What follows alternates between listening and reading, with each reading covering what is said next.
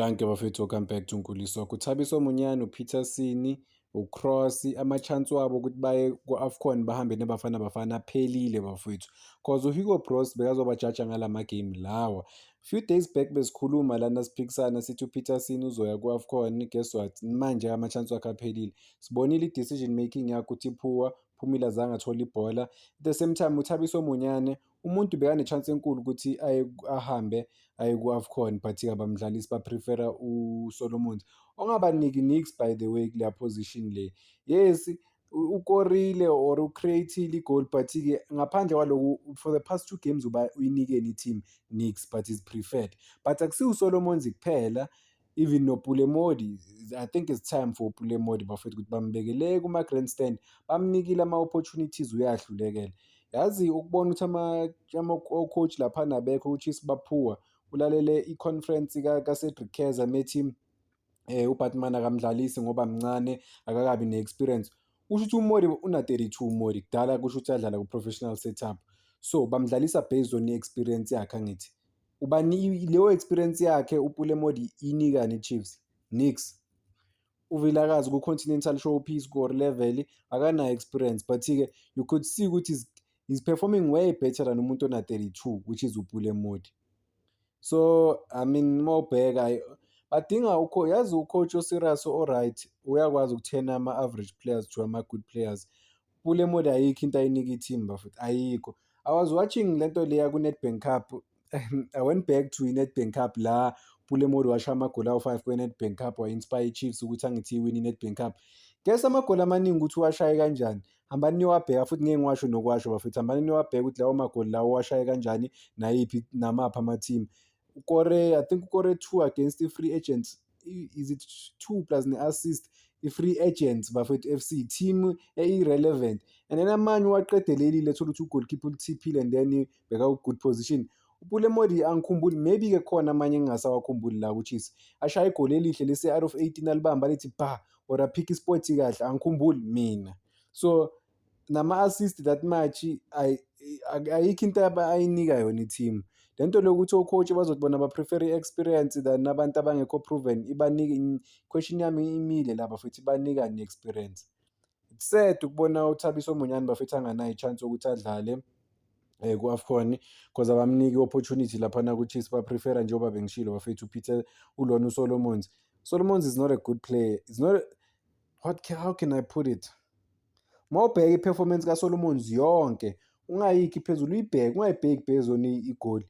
Amabhola kuSolomons ngikhawunta amabhola ayi-4 bafethu awaluzile, uhlulekile ukuscore amabhola awu-4. 4 balls ahlulekile kwa-cross. Whether uzothatha isikhathi eside ukuthi aphase or asquare, i-defender li-recover. By the time acabanga usquare lizoshayisa i-defender, ushayisa ama-defenders kawu-3 lo muntu lo ngebhola. So akusiyi player li-better than uThabiso Munyane. Noma singayaphi siyephi, uThabiso Munyane brings i-balance. Lento le ngiyohlezi ngiyi-mention ukuthi i-Chiefs ayikazi lose uThabiso Munyane asegroundini noma edlala, ayikazi lose. So ezinye izinto o-coach hayi baphuwa labo coach labo.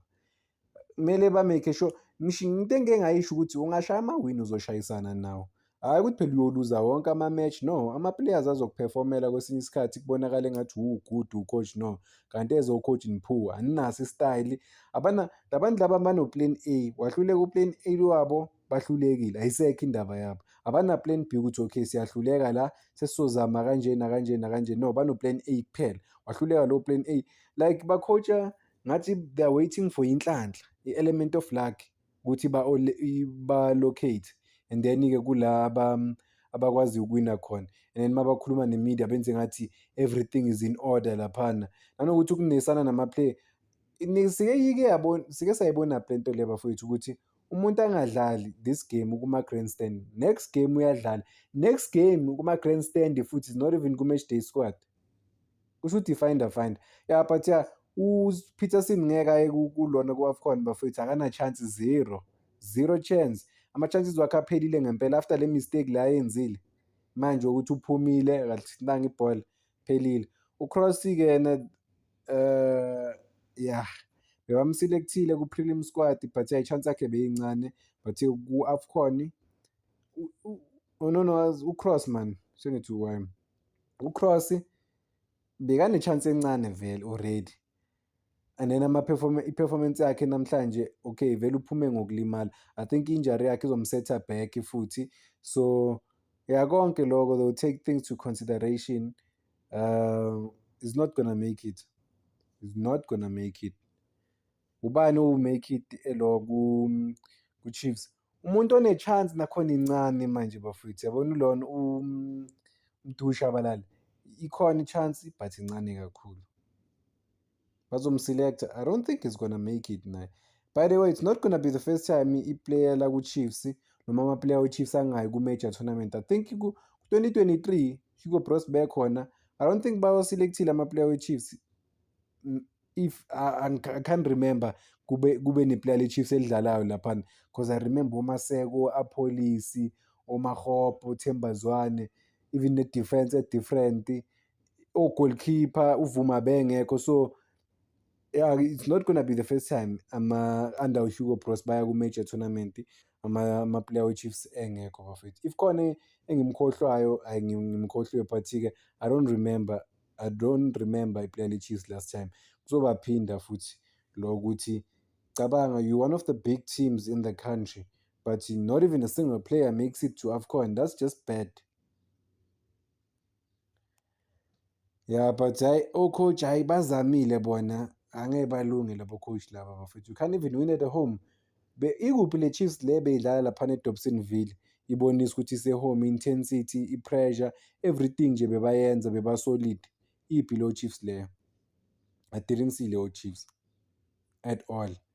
Le Chiefs lesiyibonile i-out of oh wait, singasho ukuthi out singaye, because bakwazile ukuthola i-draw, but iZamalek at home ngeke bayishaye. And i-Al-Masri njengoba iqhubeka idlala kahle, kusho ukuthi yabona kuney'nkinga ey'ningi, like ziningi izinto ekumele zisolve. Because iZamalek ngeke bayishaye i-Egypt, abakhohlweke lapho. And then i-Al-Masri kumele ayi sekumele ku-calculate, hayi asobona bafethu, but i-chance yokuthi mina ngibone ukuthi i-Chiefs iye kuma-other stages of the competition, I don't see it. I don't see i-Chiefs i-advance. I don't see i-Chiefs ishaye iZamalek away. I don't see, asazi uma izodlala ne-Al-Masri lana ukuthi izodlala kanjani, because i-Al-Masri ikwazile nokuwina away laphana eZambia. So Al-Masri, you don't give them opportunities. Thing is, uma udlala ne-Chiefs uzowathola ama-opportunities ukuthi ukore, uzowathola. Hayi not one not two, but uzowathola nje amaningi. Then kuba i-team-ke or the team that are playing against ukuthi abawa-convert ama-opportunities, but-ke ama-chance wona uyawathola uma udlala ne-Chiefs, that's guaranteed. Why? Because of i-defense yakhona, to be fair, the defense ibe good, noma ngithi good, but ama-teams ayawathola ama-chance ukuthi bona abawa-convert. Lokuyibamba lana bafethu, inkinga zase-natural azipheli. Danko.